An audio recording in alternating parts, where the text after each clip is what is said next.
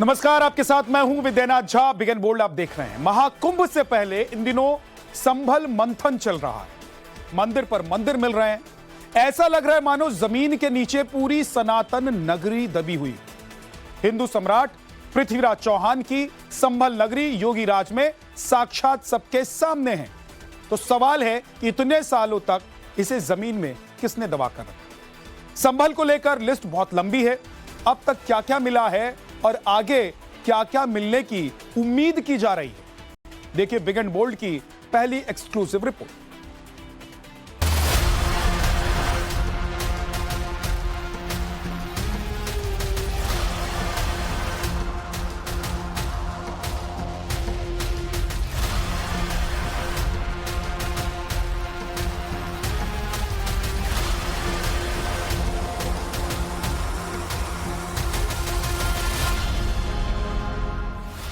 जहां पग पग पर तीर्थ हैं, पवित्र कूप हैं, स्कंद पुराण के मुताबिक जहां भगवान श्री विष्णु का कल की अवतार होना है, उस संभल में सनातन का सबसे बड़ा सबूत सामने आया है।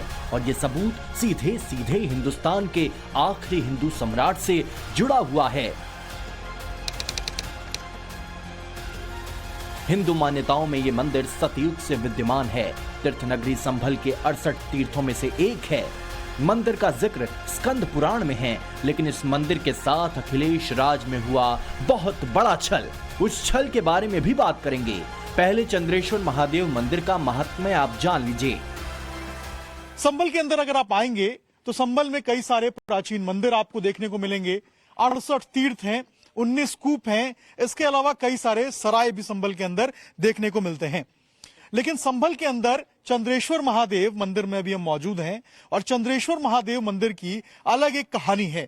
चंद्रेश्वर महादेव सतयुग के जमाने से है। चंद्रेश्वर महादेव के बारे में कई सारी बातें कही जाती हैं, लेकिन चंद्रेश्वर महादेव को अब जो है वो लोगों ने बिसरा दिया है और धीरे धीरे करके लोग भूलते जा रहे हैं। यहाँ की जमीन पे कब्जा हो चुका है और यहाँ पर जो पुराने स्थल थे उनको मिटाने की कोशिश की जा रही है। संभल से 10 किलोमीटर दूर खेतों के बीचों बीच ये प्राचीन मंदिर चंद्रेश्वर महादेव का है। हिंदू सम्राट पृथ्वीराज चौहान के दौर में बने इस मंदिर के रखरखाव की जिम्मेदारी एएसआई के पास है। भोलेनाथ के दूसरे मंदिरों की तरह इस मंदिर में भी आपको भगवान शिव पूरे परिवार के साथ विद्यमान नजर आएंगे।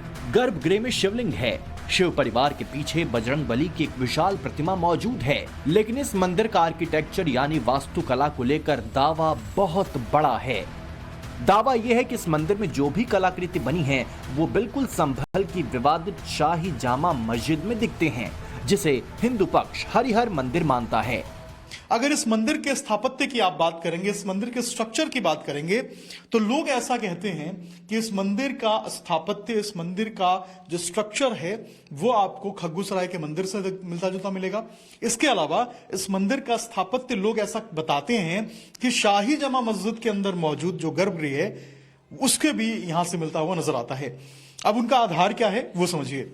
अगर आप इस मंदिर को देखेंगे तो इस मंदिर के बगल में आप देखिए, यहां पर जो ये आप देखेंगे स्ट्रक्चर, ये देखिए, ये आपको कमल का पुष्प नजर आएगा और कमलदान कहते हैं इसको। और देखिए यहां पर ये आपको बिल्कुल नजर आएगा कोने में। चारों कोने में अगर आप देखेंगे ये मंदिर का गर्भगृह है और मंदिर के गर्भगृह के चारों तरफ आप दिखाइए, एक बार चारों तरफ दिखाइए। चारों ओर अगर आप देखेंगे तो बिल्कुल इसी तरीके से कमलदान जो है वो आपको नजर आएगा। चाहे इस कोने की बात करें, चाहे इस कोने की बात करें, चाहे इस कोने की बात करें या फिर पीछे वाले कोने की बात करें, चारों तरफ के कोने में बिल्कुल इसी तरीके का स्ट्रक्चर, इसी तरह का कमलदान आपको नजर आएगा। इसके अलावा इधर भी दिखाइए, ये देखिए चौथा कोना है ये, और यहां भी आपको बिल्कुल इसी तरीके से जो कमलदान है वो नजर आएगा।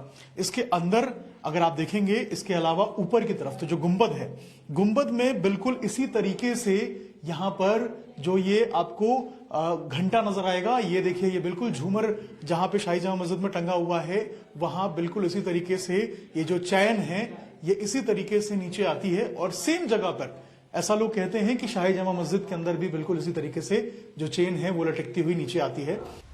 आसपास रहने वाले बड़े बुजुर्ग बताते हैं कि चंद्रेश्वर मंदिर का सीधा कनेक्शन हरिहर मंदिर से है। दावा है कि चंद्रेश्वर मंदिर में एक सुरंग है जो जामा मस्जिद में निकलती है, जिसे हिंदू पक्ष हरिहर मंदिर मानता है। के सुरंग है यहाँ से, और हमने सुनी संभल से भी है सुरंग, तो हरिहर मंदिर से तुम्हारे जमाने में बताते थे दिल्ली में, हाँ हमारे जमान बताते थे संभल से दिल्ली तक सुरंगी। अच्छा, इसमें जो देखने को मिल रहा है, कहते हैं हरिहर मंदिर में भी वैसा ही है, बिल्कुल होने चाहिए। जब उनके हाथ का है भाई, वो भी उसी जमाने का पृथ्वीराज के पहले का ही होगा। वो बड़े बुढ़ों का पृथ्वीराज तो दिल्ली पहुंच गया, दिल्ली राज करा है, उस समय से है ये, उससे पहले का आया था। अब बात सतयुग के जमाने के इस मंदिर के साथ कलयुग में हुए छल की। दावा है कि इस मंदिर के पास कभी 84 बीघा जमीन होती थी, लेकिन 66 बीघा जमीन पर अवैध कब्जा हो चुका है। संभल में हुए दंगों की वजह से आसपास के हिंदू परिवारों का पलायन हो चुका है। 4-5 हिंदू परिवार ही बचे हैं। दावा है कि 2016 में अखिलेश यादव की सरकार के दौरान इस मंदिर का पुनरुद्धार और निर्माण का काम शुरू हुआ, लेकिन उस वक्त आसपास की मुस्लिम आबादी ने न सिर्फ मंदिर का काम रोक दिया, बल्कि मंदिर कमेटी के लोगों से मारपीट भी की थी।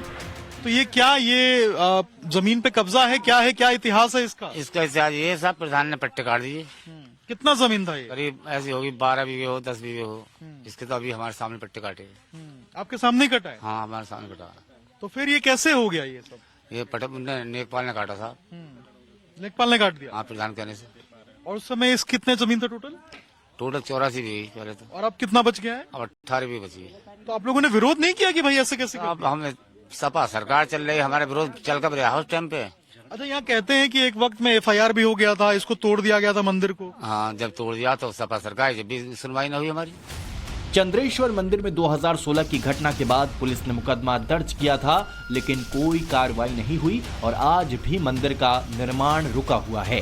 84 बीघा जो भूमि है वो पूर्व में बताई गई थी, जिसमें पशु चर की भूमि थी, पेड़ लगाने की भूमि थी और मंदिर की भूमि थी। तो मात्र 19 बीघा, लगभग 2 हेक्टेयर अभी बचा हुआ है और शेष भूमि को हम जांच कराएंगे और जांच के बाद यदि इस तरह की स्थिति पाई जाती है तो फिर पट्टे निरस्तीकरण की कार्रवाई भी कराएंगे। लोग कह रहे थे 2016 में यहाँ पे जो मंदिर बनाई जा रही थी उसकी दीवार को ढाया गया था, बड़ी संख्या में दूसरे समाज के लोग पहुंचे थे, क्या उसको भी रिव्यू कराने की कोशिश करेंगे आप लोग? कप्तान साहब से चर्चा हुई है, क्या उस समय रहा था वो देखेंगे, एक बार रिव्यू करेंगे पूरे का।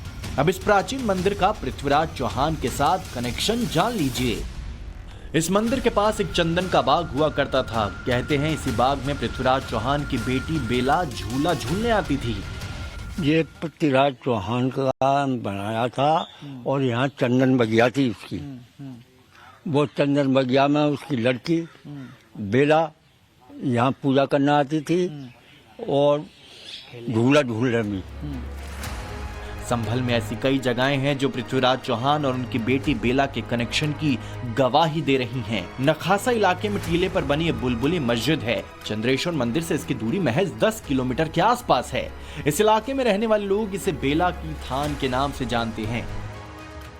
बताया जाता है कि यहाँ राजकुमारी बेला ने आत्मदाह कर लिया था और इस जगह को लोग बेला का थान के नाम से जानते हैं। इलाके के लोगों ने जो बताया उस पर जब टाइम्स नाउ नवभारत ने रिसर्च की तो हमें एक दस्तावेजी सबूत मिले। लेखक ब्रिजेंद्र मोहन शंखधर की लिखी किताब संभल हिस्टोरिकल सर्वे के पेज 8 पर लिखा है, संभल में पृथ्वीराज चौहान की बेटी बेला ने आत्मदाह किया था।